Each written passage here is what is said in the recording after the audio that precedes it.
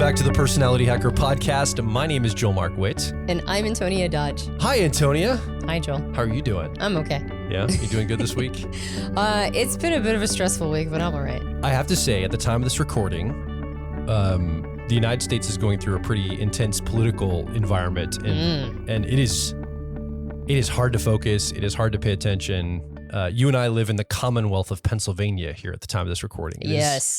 It seems to be a very busy place to live these days. And, years from now, or even a couple weeks from now, this might seem very dated really quick. It will seem dated quick, but my goodness, right now, it feels like pretty intense. It is a thick stew we are in the center of. Pretty intense. Politically. So it's we're talking about like, okay, we need to record some podcasts. We need to write some articles. We need to get some things done. Mm-hmm. And man, I'm having a hard time being present to my life. Just so many distractions. Everybody's upset and focused on things. Well, it's just like the impossible. Canvassing is crazy. I think we have somebody knocking on our door probably almost every day or hanging something on our doorknob. Yeah. Every piece of media that I consume has multiple campaign ads. I just spilled my tea on myself. That's how bad it's going. That's how bad it is. I just missed my mouth or something. I don't feel like we can go anywhere without just getting inundated with messaging and it's like, I mean, I get it. We're, like you said, we're in Pennsylvania, which at the time of this recording is considered what for those of you in the future, if our government completely collapses, we're in what's called a swing state. Or if people watching this, not sure why you're watching this one, but or if you're around the world and you're not interested in, and understandably you're not interested in United States politics. A swing state basically means that we're one of the very few states that could go either direction. I'm expecting most people in the world can't escape even this news cycle. Oh my goodness, I know. All right, enough of this. I don't want to date this podcast What's too much. What's the point, Joel? The point is, this was a tough podcast to get ourselves to record because there's just so much pulling at us. Ugh. So I just want to own that at the beginning. Yeah, it's been tough to be introspective. Yeah. Like the world is very distracting and pulls our attention towards it. So I guess with that in mind, in the midst of this chaos and turmoil, it's hard to stay on mission and on purpose in life. I mean, we do this not because this was the best business to start as far as making money and success goes. There's probably a million other things we could do that would be a more successful thing to do, like just on a pure, business or money-making endeavor. Mm-hmm. So we chose this because we care about it. Yeah. We think it's important. We like it. We're interested in it. And in some ways, personality types and helping people understand who they are is a little bit of our purpose in life. I think we have a bigger purpose than just personality hacker, both you and myself, Antonia, as a couple and individually. But this definitely is part of the pathway toward what I think both of us are here to bring to the world, or at least we want to bring to the world. Yeah, if we were smart business people, we would make widgets. Yeah, we'd make whatever widget the world needs more of, or it doesn't need but thinks it needs. Yeah, and even if those widgets ended up in landfills, that would be the good money making. 15 years ago, Duck Dynasty products. Yeah. Those sold really well. My goodness, didn't they? I bet the landfills and thrift stores are filled with them now. Yeah, I think people in the future that... Remember that? Remember the Duck Dynasty stuff from 15 years ago here in the US? Totally. And I think people in the future are going to believe that Duck Dynasty played a much bigger part of that decade. It did, Antonia. They seem to worship people who hunted ducks and had duck calls. And made duck calls. It's like the Egyptians, we got it totally wrong about the cats. Oh, yeah. Totally wrong about they worship ducks. They were deifying ducks. They even had these little calling things. Yeah, that's what they're going to do in the future, I'm sure. We always go back to Duck Dynasty, though. I think we've made this joke multiple times throughout the last 10 years on the podcast because... Have we? It really struck me one time when I was walking through, and I think it's probably been 12 years ago. Yeah. I was walking through a Walmart, which is a store... For those of you in the future, do we need to keep making notes and footnotes for people in the future? No, I think it's anyway. So a Walmart, I guess you'll have to look that up, people in the future. No. So we were walking through a Walmart, and it was just floor to ceiling Duck Dynasty merchandise, and I'm like, just everything in me groaned because welcome mats, coffee mugs, not because keychains. Yes, this is merch. Trash so thank cans. No, it's just everything. This is all example of merch. I could go on. Yes, I won't, but I could. All right. So it made me groan, not because I had an opinion on Duck Dynasty, which I did not, But because as soon as the fad was over, I'm like, this is all going in landfills. All of the, and of course, most everything is plastic these days. So I'm like, oh, all these plastics are going to end up in landfills. Awesome. Because nobody's going to care about Duck Dynasty. But at the same time, the people who are capitalizing off, on that meme, on that wave, probably made a mint. So that's the smarter play for making money. But we're not smart people when it comes to that. We're people with a purpose, and this is a much more difficult thing to sell. Well, many of our podcasts will avoid the landfill. Let's hope. Yeah, we won't be in a landfill, hopefully. I mean, we don't make physical things that can't destroy the environment. So I think that's good too. Yes. It's mostly digital. Well, we do actually make one physical item, which are the playing cards, the profiling cards, which I actually think are pretty cool. I'm glad you mentioned that. I wish more people got a deck of profiling cards. Mm-hmm. We have some readings that we can showcase with these. There are different ways to look at your car model or personality. In fact, if you're interested in this, I'm glad you said it. Here's my advert. Yeah. In the middle of a podcast, go over to personalityhacker.com/cards. Mm-hmm. And you can look and see the card deck we have available. Maybe even by this time in the future, if you're listening, there's even more card decks available or other things that are physical in nature. Because I do think that tangible physical things are important. I do too. But they need to be tools, something that's useful. Something like I don't have a problem with a Duck Dynasty coffee mug if you carry it with you and drink coffee out of it. If you're still drinking out of it, yeah, but absolutely. Like something that's like you ever see those like singing fish at Christmas time that like say, it's like this is going to be in a landfill someday, right? I'm not saying Duck Dynasty did that, but yeah, I don't know. Duck calls are useful. And cards are paper, not plastic. So True. We're okay. And they're useful. That said, it's a bit of a lift doing this business, and it gets, I would actually argue that this gets more difficult over time, particularly for us. And I'm not sure how we're going to solve this problem in the future, or this challenge. I know you don't like the word problem, Joel, so I'll use the word challenge, which is your preferred word. But I'm not 100% sure how we're going to solve this, because at the time of this recording, there are new gods on the scene called algorithms. And these algorithms determine whether or not your content is going to be presented in front of people. Mm-hmm. And algorithms seem to like people who stay on a single subject, and they say they stick with that, and they just fillet that out, and they just talk about that same thing over and over and over. Now, the only people who get away with not doing that are people whose topic, quote unquote, is maybe celebrities. Mm. So they can talk about a wide variety of different issues and topics, because it's actually whatever's going on for the celebrity that they're interviewing that's the actual, sort of algorithmic element. Yeah. But if you're not interviewing celebrities, then your job is to stay on a single topic. And we struggle with that. We both have extroverted intuition, or exploration as our driver dominant function. Yeah.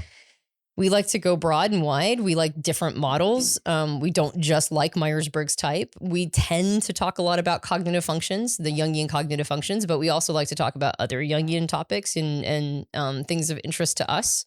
So we don't always play nice with algorithms. And then on top of that, in the last, I would say probably 3 years especially, attention spans in content hasn't just shrunk, it's all but disappeared. Yeah. There is a massive push to put 60-second clips on almost everything. And I mean, I'm lucky if I can get a thought out in like 3 to 5 minutes. 60 seconds is way too short for me. We'll certainly have to dumb the thoughts down and make them more simple. Mm-hmm. Yeah. Like trading cards. Yeah. A 60-second clip is like a trading card thought. Yeah, exactly. Remember the baseball cards? When we were kids growing up, kids used to trade baseball cards. Right. And that's how I see 60-second clips. It's like one little, very, very simple idea, mm-hmm. Or maybe 3 ideas with somebody dancing, pointing at like words on a screen or something. Is that still a thing? I don't know, but I've seen that before. But so I think it's a very small, short window you have. And it's basically like a headline. You can grab attention. Mm-hmm. Yeah.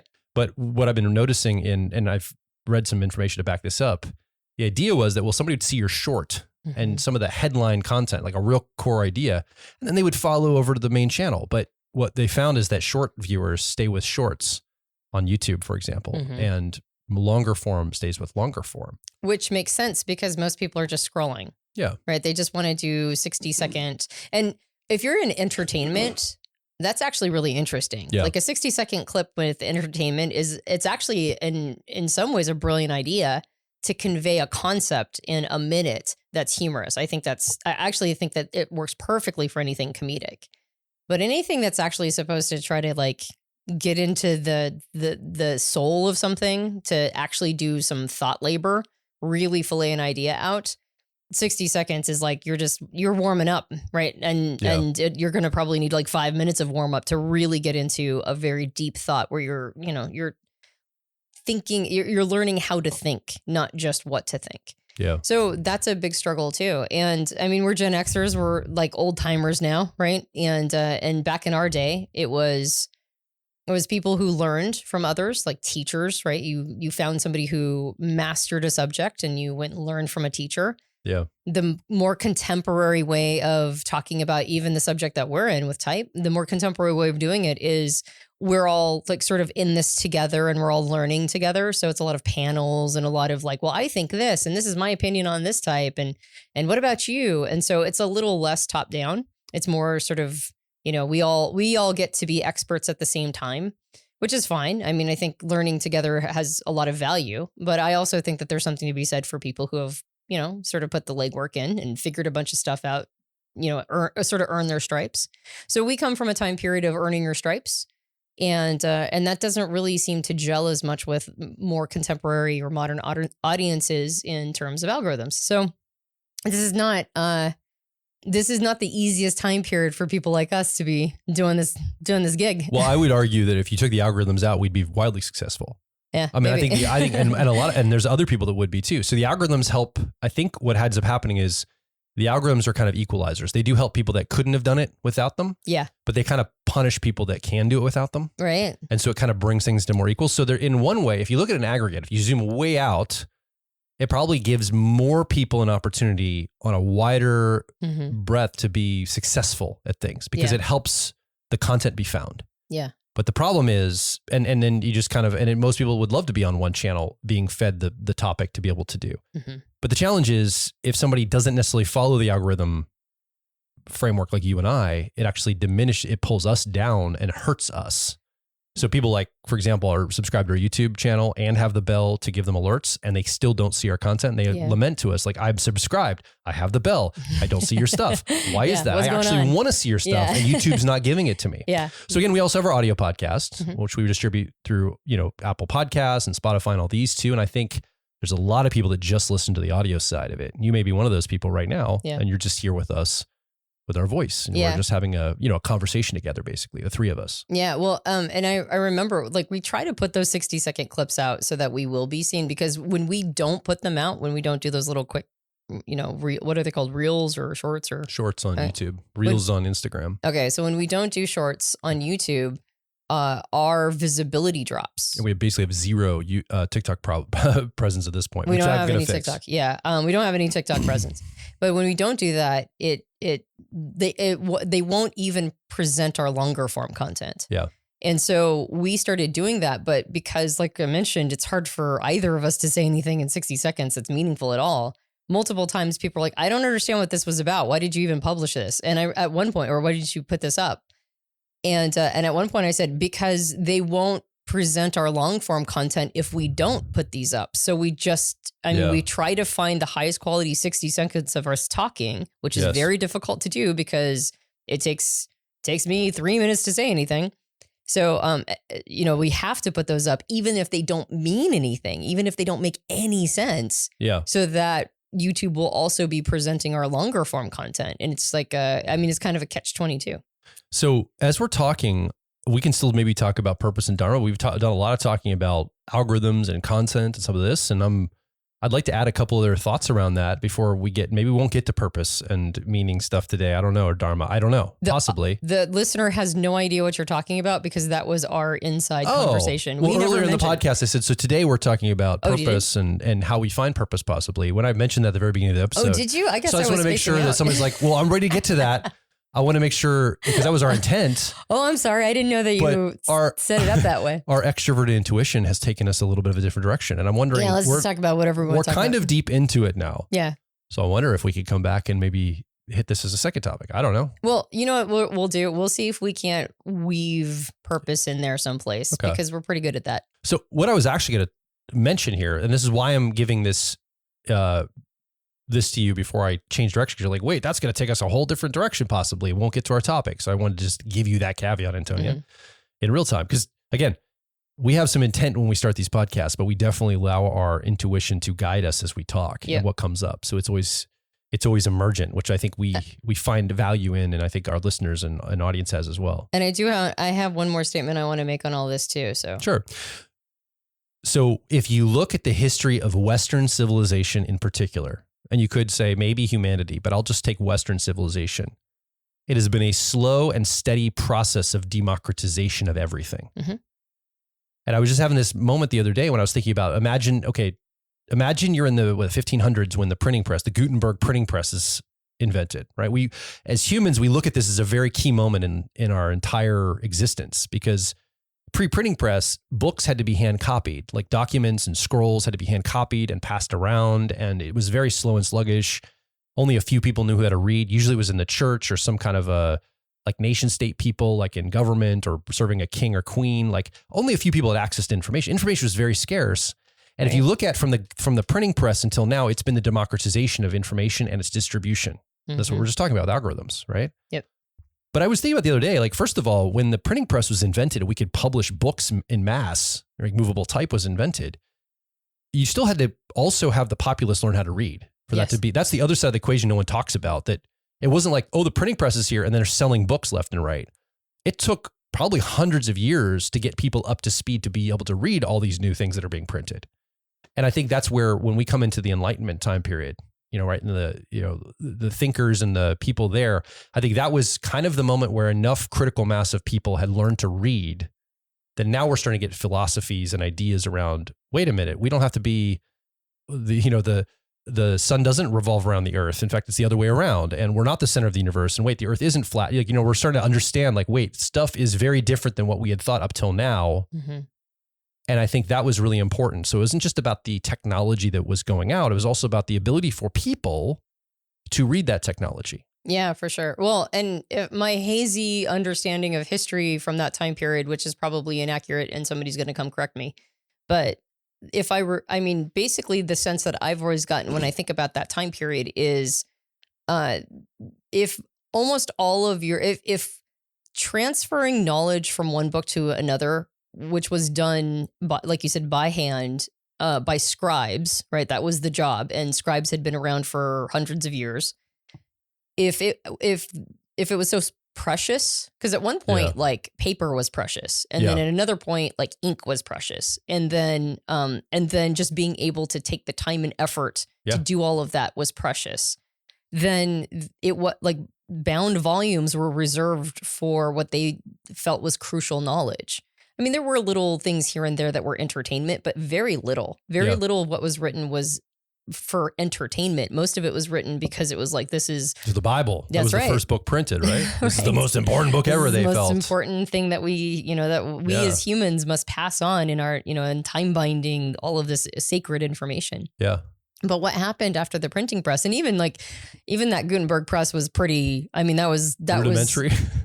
And it was labor intensive. Oh yeah. Right? Oh yeah. Well, even Ben Franklin's press in like the 1700s is labor intensive. I've seen it in person in Philadelphia. Yeah. And it's like you had to pull the type out by hand and then push the thing down each page at a time and then hang it to dry. I mean, talk about a time consuming process, but it's better than hand copying. But it allowed for daily news even. Yeah. But it's way better than hand copying. And so at a certain point, then things weren't just written to educate or to be sacred. Now things could be written and then passed along that were like fun and interesting and even sometimes bawdy.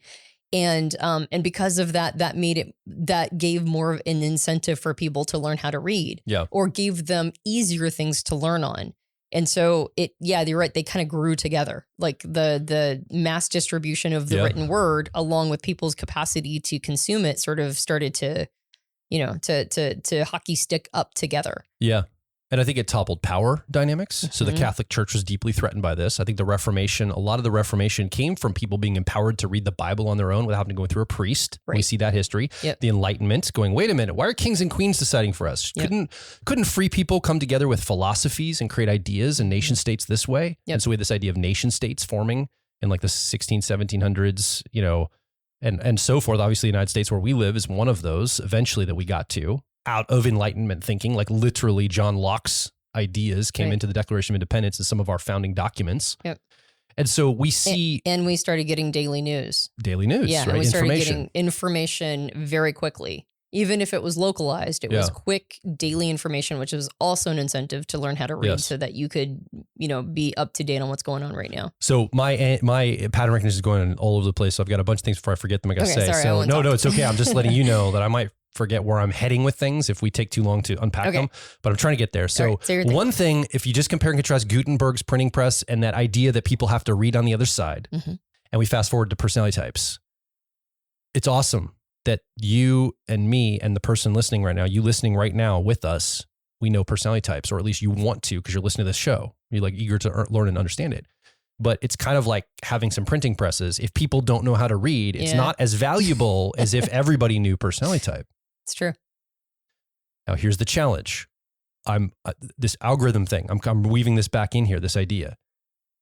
The progression of things being democratized on a long enough timeline also means that they are devalued on a long enough timeline because they become commodities. Yeah, taken for granted.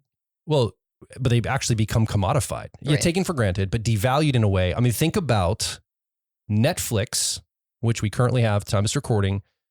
I think we're paying like, well, I think they raised on us. We're close to $20 or $25 now a month. And I just saw the other day, I'm horrified. Like, I thought it was like $10 a month. What in the world? Like, it's like high cost. I got to check it out and probably reduce the cost of it or something. Yeah, but it's like literally thousands, if not. But that's the point. Yeah. You subscribe for this one low fee. And for, let's say, $25 a month, at the time of this recording, you and I and our family can have multiple profiles and watch unlimited entertainment of past movies, and they're constantly putting out new stuff. Whereas if we want to go to the movie theater and watch a Hollywood movie that was presented to us, it's like at least $10 to $12 a person. If we want to take the whole family, it would be more than 1 month subscription to Netflix. So a lot of people stopped going to the movies. Content has been democratized and accessible at a lower price point. And now our movies suck. Like a lot of our content sucks. There's a couple good films and good stuff, but you and I were like the other day, like we went to watch a funny comedy and we're like, I don't think, do they even make funny like 90s style comedies anymore? They do not. I'm like, I don't think, like there's comedies, but I'm like, we watched a comedy, like, this is a comedy? Like what the hell why is this classified? So I'm watching the value of content drop. Movies are harder and harder, and they have to have something that's not, you can't get on Netflix to attract people. It's got to have either a big name or some CGI or some reason why you'd go to the theater to watch this. Like the Dune movies that came out recently at the time of this recording. They're big tentpole epic movies with great sound design and visuals. And so it's like people are like, oh, I want to go see it on a big screen. A lot of people have big screens in their homes now. Right. At least here in the West, in the United States. Not every country is the same. Obviously, you might be listening somewhere else. You don't have this access, but a lot of people in the West, especially the United States, have access to a lot of content and media and all this. So we have all of this. And I was thinking about these algorithms. They've kind of democratized and also have devalued content online because everybody can be a content creator and everybody's got a measure of success at some level. You can get a few hundred people to watch your stuff and some success. Do you remember when we used to get credibility because we were podcasters? Yeah. Like when we said we're podcasters, people used to act like that was a big deal. Like being on the radio or something, right? It used to be like being on TV. Now it's like, oh yeah, I'm a podcaster too. Yeah. And so is my brother. My mom has a podcast and my dad's going to start one next week. Yeah. So I think that, I mean, that also the democratization of the access of distribution. I mean, at the time of this recording, Hollywood and the mainstream like legacy corporate media are kind of in meltdown freakout mode. Yeah. We're in the middle of election cycle. There's other platforms that are on the rise, like X at the time of this day. Who knows it'll go on in the future. There's a lot of attacks on it. That's right. Mainstream media and Hollywood. But the corporate elite people that would prefer to keep their money and their stuff don't really like a platform like X. Now they're going to blame it for all sorts of other, they've got all sorts of stuff they attach onto that. Yeah. But I think at the end of the day, it's really about money. And they're worried that's going to take their revenue. Isn't it always? It's always about money, right? They'll couch it in racism or hate speech and all that stuff, but it really is about cash. Yeah. It's hardcore cash. That's what people care about. Power, cash, and all that. Mm-hmm. And so I think, resource and cash and power. I think those are the things that people are really fighting over a lot. So when I see that, I go, I don't know if we're going to be able to recover. I don't know either. Because I don't think that the game of media is going to get more valuable. Mm-mm. It's only going to get more democratized and more equalized and more distributed. And the algorithms are only going to get tighter and more niched. And that's another product, the guy that founded the TED conferences, I can't remember his name, Chris Anderson wrote that book, The Long Tail, like 15 years ago, about the idea like, look, everybody can publish. There's this long tail where everyone can find you online. And in fact, it's true. But that long tail is very thin. It goes on forever, but it's like everybody can have 300 subscribers on YouTube if you start a YouTube channel, basically. Yeah. And then like 5 people can have like millions. Yeah.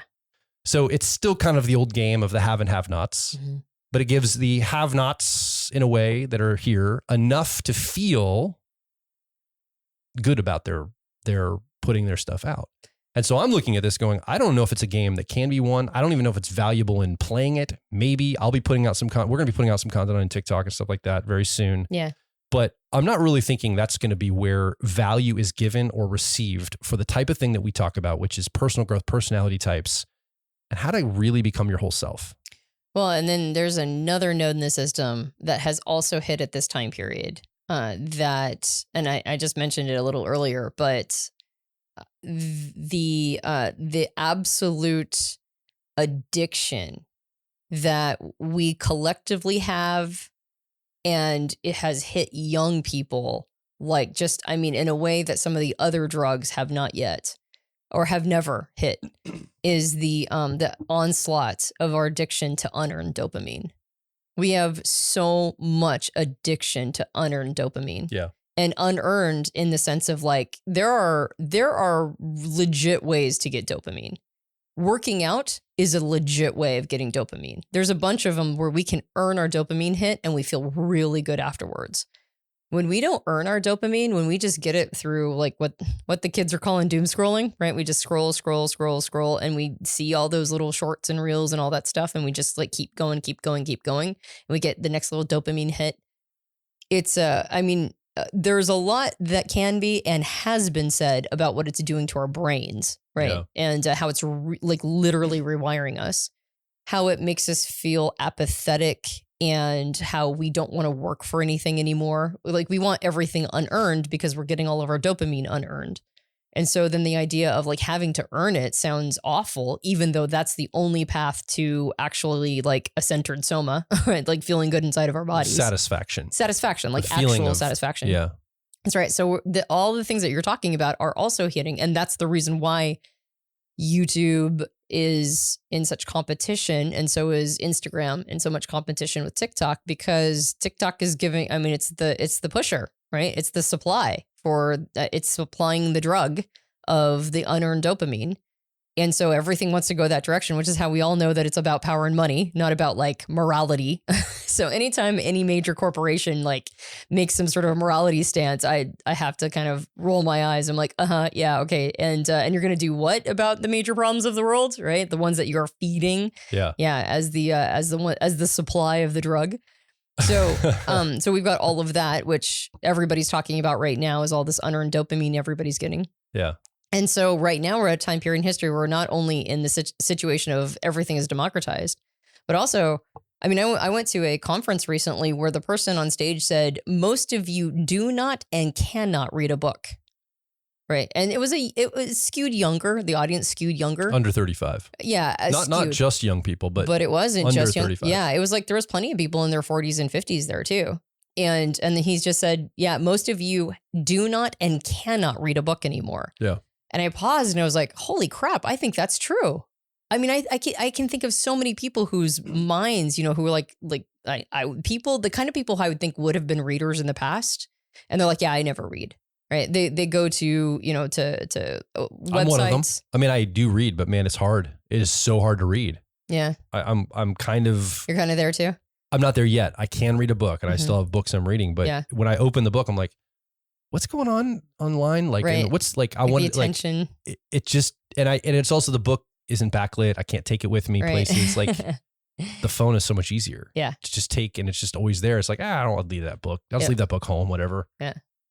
Well, I started reading fiction again, like a few years ago. Because I grew up reading fiction, and then I started reading nonfiction because I thought it made me like a more mature person or something. I don't know. It does. Some weirdness inside me that was like, you should only read nonfiction. That's what adults do. That's when your gray hair started. When you started reading nonfiction. I wish my gray hair started a long time ago. But I started. It's true. I started reading fiction again because I was like, I think it's good for the brain to read fiction. I was like, I don't know why I thought adults read nonfiction, but even if they do, I need to go back to reading fiction because I need to, continue to have the capacity to imagine worlds in my head. So I went back to reading fiction, and so now I read fiction, right? And the thought that there was like most people can't read anymore was kind of horrifying to me. Now I don't know if that's true or not. I don't know if that's an assertion that's well researched or if it was just like a wake up call to the audience, or I don't know why the person said that what they did. But I think it's probably true with especially younger people. And as I was saying, there's like a bunch of people whose minds I respect who say I never read. And I can't, and they almost say it as if like it's an affliction that is just unique to them. Not as if they're a part of like an entire generation of people who cannot do it, not because their brain isn't wired that way, but because they have been deprogrammed from being able to do it. Yeah. Or not deprogrammed. They were never trained. It's a skill. It's basically a skill you have to develop, the capacity to be quiet and alone with your thoughts, to get through content and material so that you can, develop reading comprehension and understand the purpose and point of what you are consuming with your mind. But it's like nutrients for your brain. Reading is basically health food for your brain. Yeah. And it kind of doesn't matter at this point what you're reading.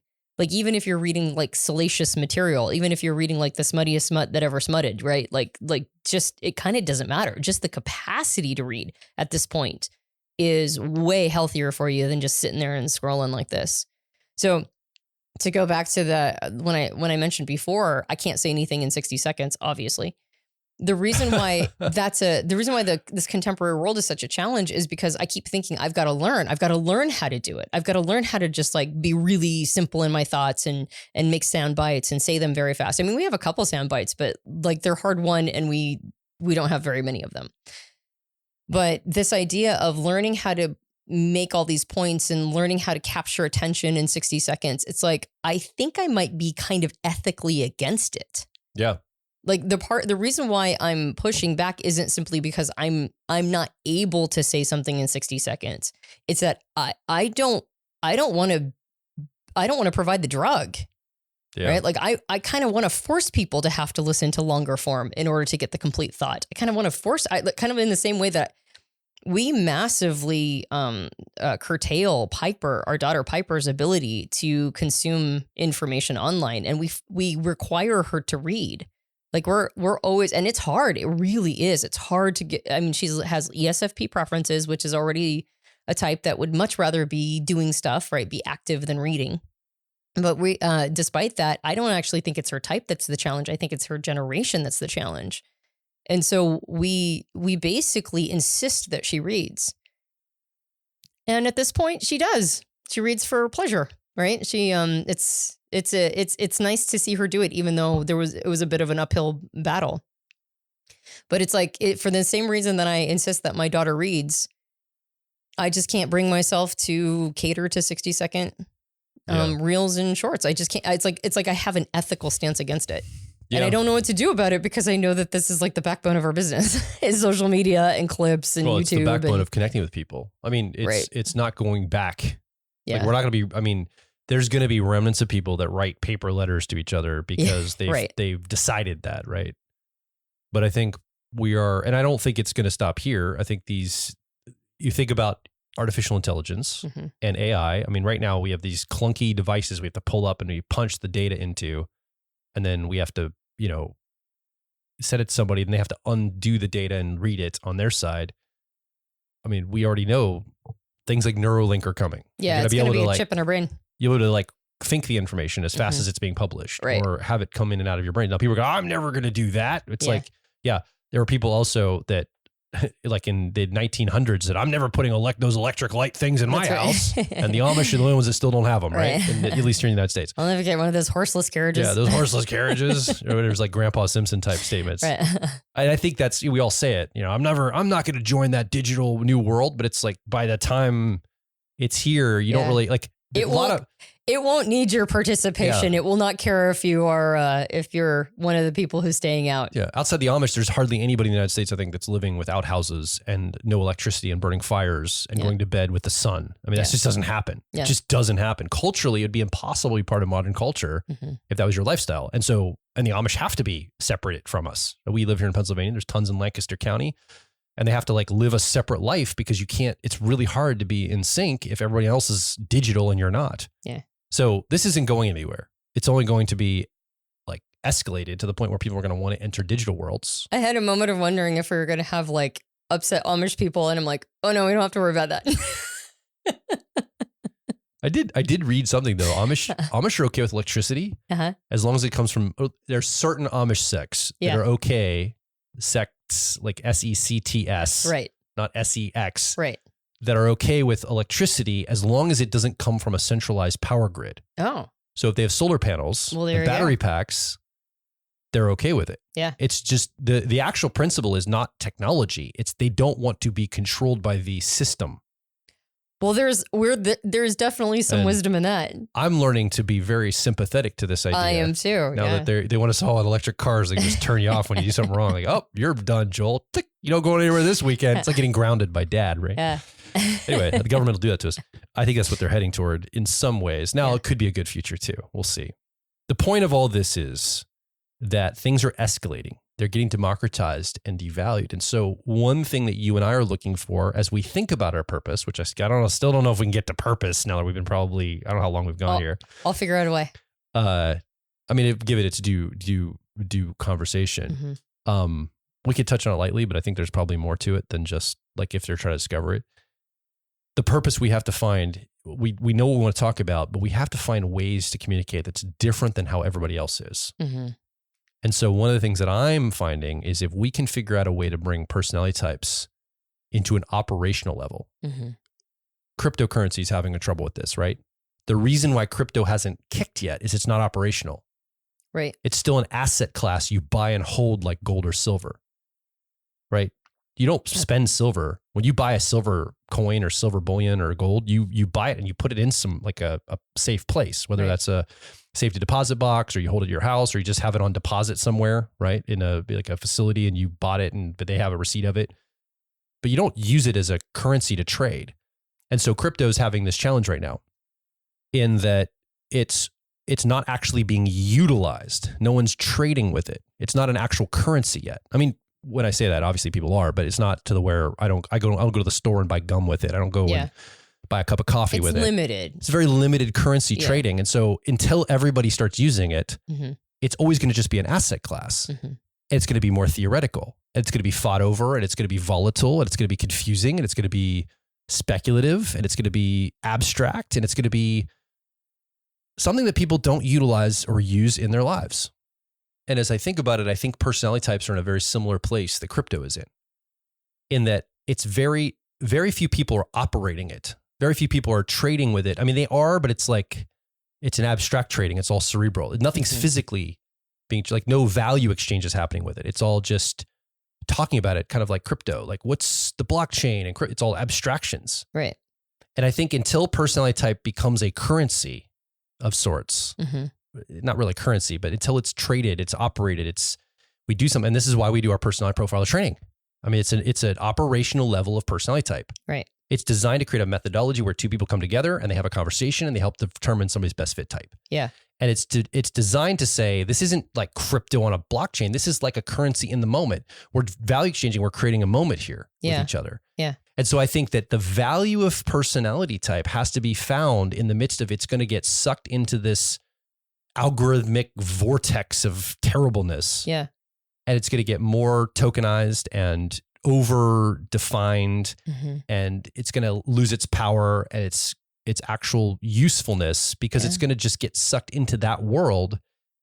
there's so much more there. So I think our job here at Personality Hacker, and if you're listening right now, you're the third person in this, I think the three of us, our job is to find ways to operate personality type. Mm-hmm. We're going to be giving a talk very soon at the APTI, the Association of Psychological Type. Carol Linden and some of the people there invited us to come and talk.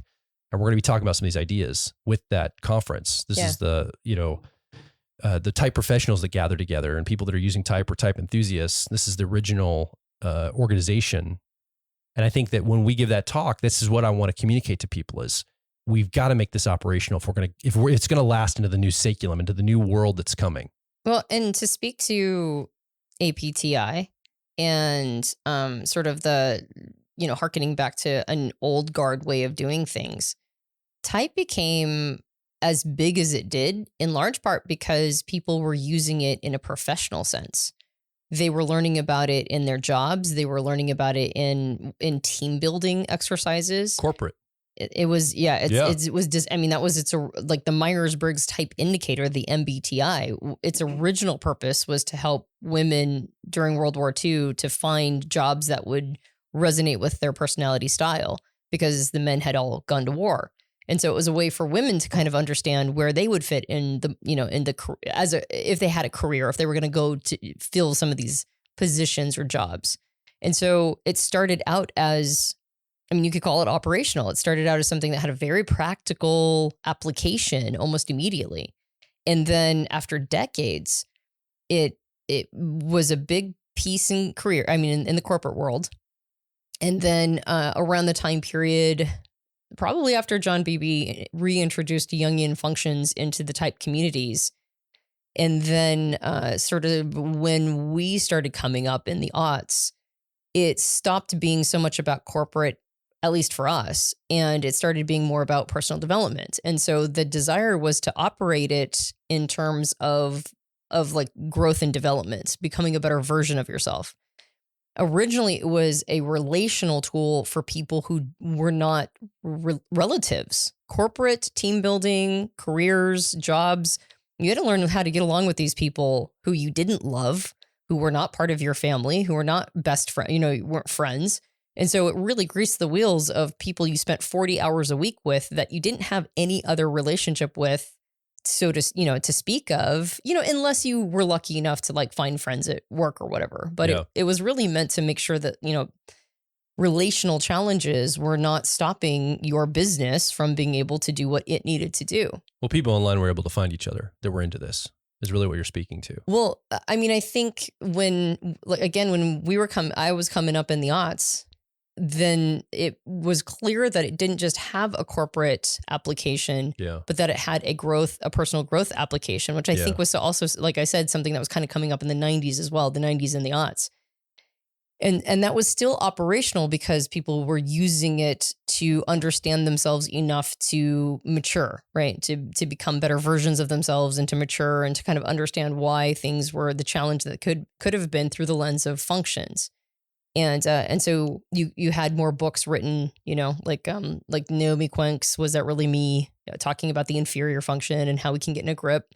And we had books like Lenore Thompson's book, Your Personality Types and Owner's Manual, which kind of talked a little bit more about the functions and how that shows up in type and how, people can sort of become better. Yeah. So there was more material coming out during that time period. And like you said, people were then able to find each other online through, ENTP.org or INFJ.com or like all these message boards, forums, message boards, bulletin boards where they could talk to each other. Personality Cafe came online at around, I don't remember exactly, which is astonishingly is still a thriving community. It's probably been around for 15, 20 years. But there were all these places that people could meet up. And then expertise got democratized, just like you're talking about the democratization of everything. And now everybody knew about type. And type is really, it's really seductive in this way. Because if you're the only person in your world that is familiar with type, it automatically makes you the expert in your life around it. Like, even if you just know the bare minimum, you are immediately the most knowledgeable person in your world around type, which gives us a false sense of of expertise.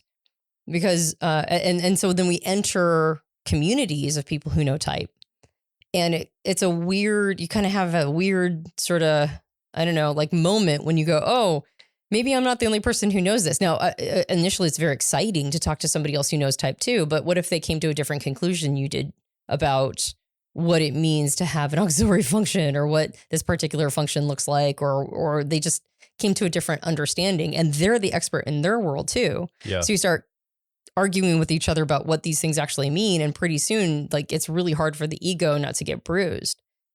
So I think what happened during the teens is that type expertise became democratized. And then it became about who knows more. Yeah. Right. And then influencers started to come up, and these influencers had a lot of influence about how people learned type. Some went really complicated and like filleted out systems and turned it into a big, massive juggernauts of content. Others were a little bit more growth oriented, or some people got into coaching, or others got kind of into entertainment. Frank James is a good example of that. You got it. Yep, exactly. So some went the entertainment route. But I think in all of that, what we lost was, like you said, the operational component, sort of the heart of it initially. And the heart of it was not just a corporate or like a career, like a find your career tool. But the heart of it originally was therapy. Yeah. That's Jung's original intent with all of the archetypes of personality. Was to what is it, like all these chapters in psychological types is like the problem of the problem of the problem of. Yeah. So for him, it was a diagnostic tool that helped people heal and have a healthier psyche. And it was emergent. From his sessions with clients is where all this archetypical stuff came from. It Yeah. emerged out of his experience. Yeah. So he's with people in session, he's watching this happen, he's seeing patterns, and now he's writing about it. He's creating a typology system. Yep. Like, it's very, I would say, industrialized with the MBTI instrument. Like with the Myers-Briggs type indicator, the instrument that people use, that's what MBTI stands for. It's the written test or assessment, not a test, but assessment of personality type. It very much made it into like multiple choice, Western, modernist, mid-century America style of a system. Yeah. And we also see that there's a limit to that, because we now with AI and technology, and Dr. Dario Nardi, our friend and colleague who comes to our events all the time. In fact, he'll be at Profiler Training in just a few weeks here, speaking on the main stage yet again. I'm just excited about that. And I think he's going to do a bonus day on Sunday again, which is really cool. He's going to talk about some of his concept for his new book. I'm going to see if I can get him to do some EEG stuff on the stage, which don't let me forget about talking about EEG on this too. Okay. What was I saying? That was like 3 little tangents, and now I lost my original point. What did I just say? I said something we were talking around about the assessment. Oh yeah, so the Myers-Briggs assessment, it's very Western, and I think to Dario's point and the other young people that are in his like classes that are working with him in the EEG, they're like, we can do a lot more. We don't have to stop with, just we can go into subtypes, for example, and that's what we do with EEG stuff, right? And we can look at those, or we can have all sorts of variants of these. We can cross and slice and dice data and do more. Now, I think we should, again, be careful, because the more you do that, you could lose the thread of operation again. So it's keeping it simple enough to operate, but complex enough to understand, to get full understanding. Yeah. That's what we want. It's like a tension point, not too much on one side, not too much on the other. That's the key. The key is that it has to have a tension point between theory and operation, or practical application. And a tension point between subject and object too. That's right? exactly. Because it's not a completely 100% subjective system. You do have to have outside objective measurements out here, but certainly not a 100% objective. There is no such thing as a 100% objective or subjective system. Exactly. Right. They always are tensions. It's a tension point of opposites. And so the complexity, simplicity, objective versus subjective, like all these things are tension points. And we know that from reality, like everything works that way. Yep. So as we think about these things, then as we think about, okay, this can be democratized in the way it is. That's cool. I think I think it's good though, that's been democratized, right? A lot of people know about type. To go back to the Gutenberg press idea, well, now there's more people to get an owner's manual. You should get an owner's manual if you're personality type, by the way. Personalityhacker.com. Go over, get an owner's manual for your type. We got one for all 16 types. They're incredible. They will change your life. Go do it now. If you're listening. You'll have an exciting life with the You'll have an exciting life with Owner's Manual. No, it's true though. I mean, it really is an incredible program, an incredible course. I think you should go get it. And we're continually adding to it. But it's good. More people can access this podcast because more people know about type because it has been democratized. So I think that's excellent. Yes. More people can talk about it. More people can become to profiler training. They have a basic building block of that. So it's not like, okay, I want a methodology to formalize this. Yes. And the substrate underneath this though, is to go back to this idea of operation. And we talked about the only physical product we sell is cards. Yeah. And I think when I say I don't know if I can get into the 60-second game, right? Like I'm not sure if I can do that. What's great about type is that when you know type, it actually turns complex thoughts into 60-second games. That's the point. If I say I have ENTP preferences, I just communicated a chapter's worth of content to another person. Yeah. That's the point of it. The point is that it does sort of pair thing or distill things down into something that's quite dense, actually. And if we can figure out the next level of meeting the world where it's at, which is what we're working on right now, maybe not with, this clear, clean thought that takes a while to fillet out and, sort of my preferred way of thinking, like real thought labor, which nobody on the planet wants to do other than me and maybe some other TPs out there. Yeah. But this like really, sort of intense, labor intensive thought process, if we can take the benefit of those thought processes and smuggle them into something that is accessible and operational and something that could fit into something that's 60 seconds, which actually does just show that there's more to this, right? Almost like cookie crumbs to lead to a much more fleshed out, helpful concept. I think that's the name of the game. That's if we can figure that out, that's the way of the future. Yeah. And I think we're talking about a little bit moving personality types from an articulate, so something we articulate, to something we demonstrate. It's got to be action-based, operational, demonstratable. And I think in there, that's where it starts to become very real in people's lives. And it's when it's viral. Yeah. Because people don't, the big challenge everybody has is how do I get my family and friends into type? And it's like, for a long time, I was like, I don't know, they have to be bit by a bug. How did you get into type? You're just naturally interested in it. It just struck you. Yeah. And it's way too complicated to kind of drag somebody into it for the most part.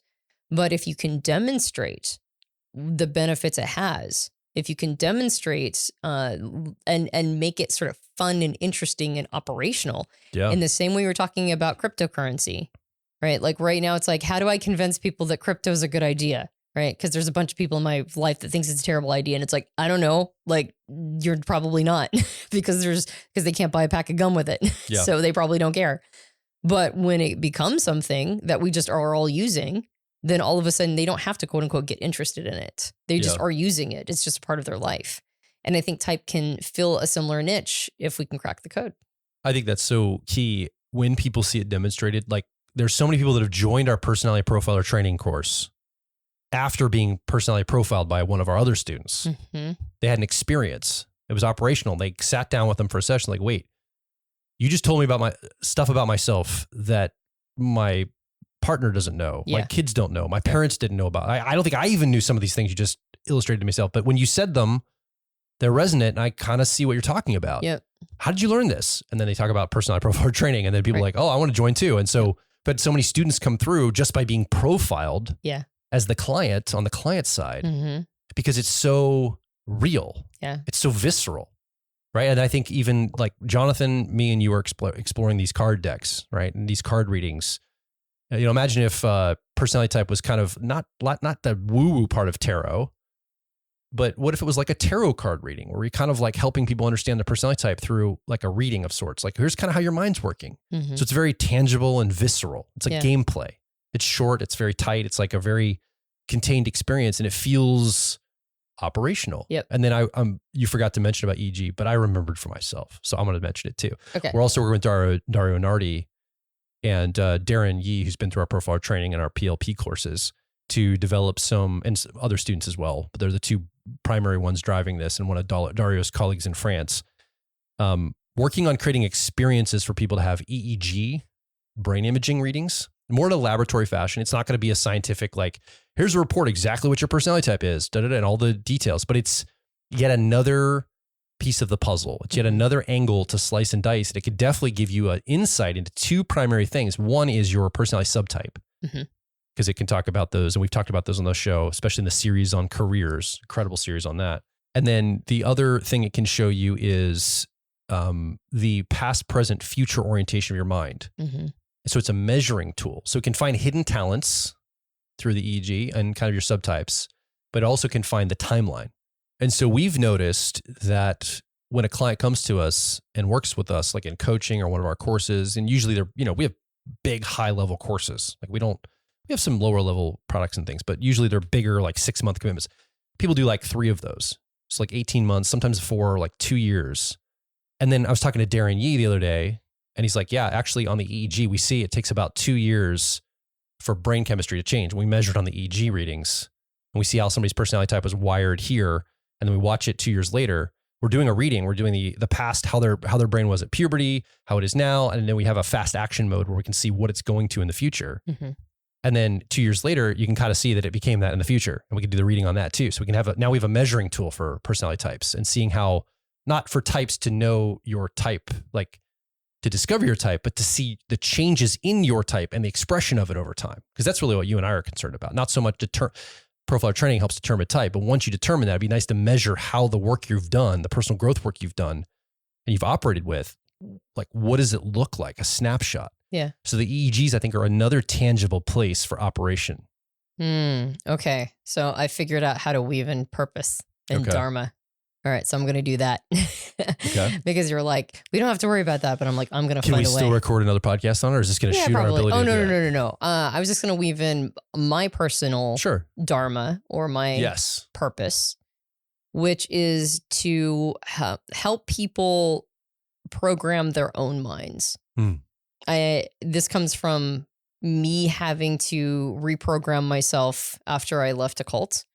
And also, I believe because I have ENTP preferences, introverted thinking or accuracy is associated with my parental energy.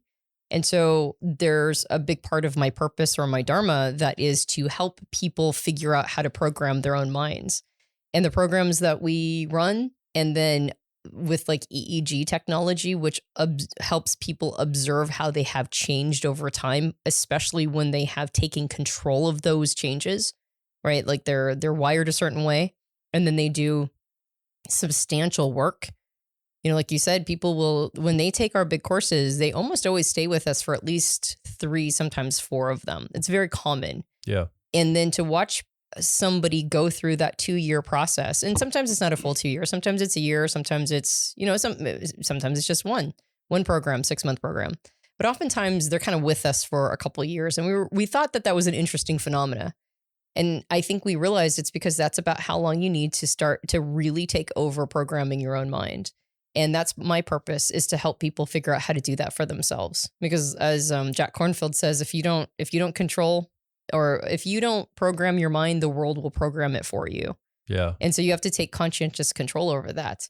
And I think that's why EEGs as part of this operational concept is so powerful, because it helps chart that. Like you get a snapshot of the before and you get a snapshot of the after. And you go, wow, I guess I actually did change. Now, the world will program it for you indicates that you probably would have changed in that 2 years anyway. Yeah.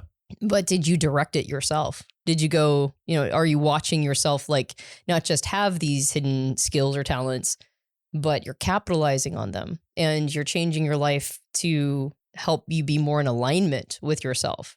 And you can watch some of that progress happen. Yeah. So I think, so I wove in purpose, not how to find one's purpose. We'll talk about that in a future episode.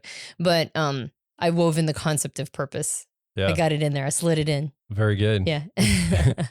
I set up a website, the casual one. I don't know how developed it'll be by the time of this recording is released, but it's personalityneuroscience.com, which is, we're starting to build the building blocks for some of this for, more of the public to access it. We're going to do it through live events at first, and hopefully create some container events. And if you have any kind of an event coming up, you're listening right now, and you're an event producer or somebody that has, I know Darren just went to, I think it was Tiago Forte. Forte's event, his second brain summit, and did some EEG there. The people didn't really know about the personality type, but it still was a great value because it shows you the hidden talents, and it could still show the past, present, future orientation of the brain, and then the subtypes. So it's really interesting. So if you are into personality types, and you're obviously you are because you're listening to this, head over there. We're gonna hopefully have some places for you to have some of this available. I'd like to create more events going forward.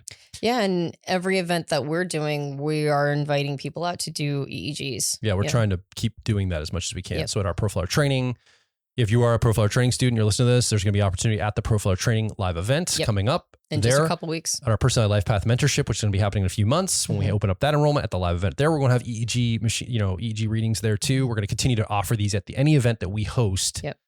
As long as our practitioners can make it. And not just because it's like a cool gadget, not just because it's like a cool, fun thing, but because it really does help bring things real. It helps make it operational. It gives valuable information that helps people make different decisions in their lives. Yeah. And take control over the direction that their life is going. I would love to hear from you. You've been listening along to me and Antonia talk. You haven't had a microphone. What else could be operational about personality type? Like if you think about how to make it actionable, demonstrable, not just articulate and theoretical, but how do we practice it? How do we do it? We talked about maybe cards and maybe gameplay at some point. Maybe EEGs are a good way to do it. Profiling sessions, as we teach our personality profilers. That's where we started with this. It was conversational. It was a little bit more articulate than the other two, but that's easy to start with. But it was a two-way dialogue, right? And it was a cool operational framework.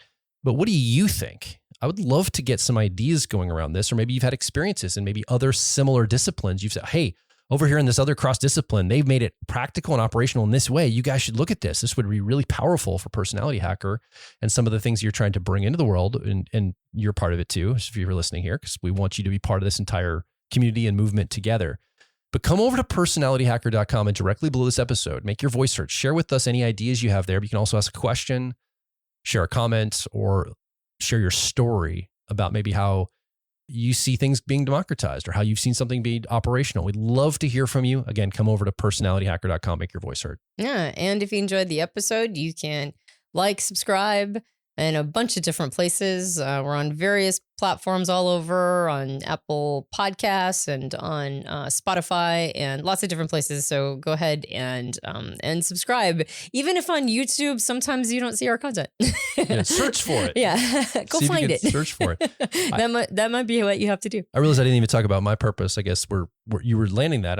I was so eager to hear more ideas. Why don't you hold it? Unless you really want to say it, why don't we hold it for the next episode? Fair enough. When we talk about Dharma and purpose. Fair enough. Okay. My name is Joel Mark Witt. And I'm Antonia Dodge. And we'll talk with you on the next Personality Hacker Podcast.